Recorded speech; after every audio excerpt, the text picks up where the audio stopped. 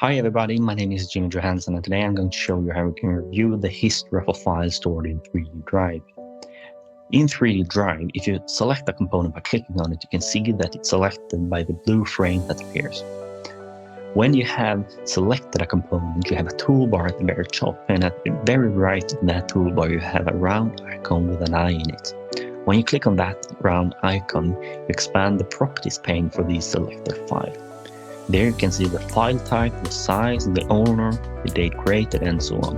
And at the very bottom of that properties pane, you can expand the file history of the file. There you can see each version that has been saved by the selected file by everyone who has access to it. You can also download each individual version, and what's even better is that if you find an error or something in the current version of the file, you can restore it to a previous version.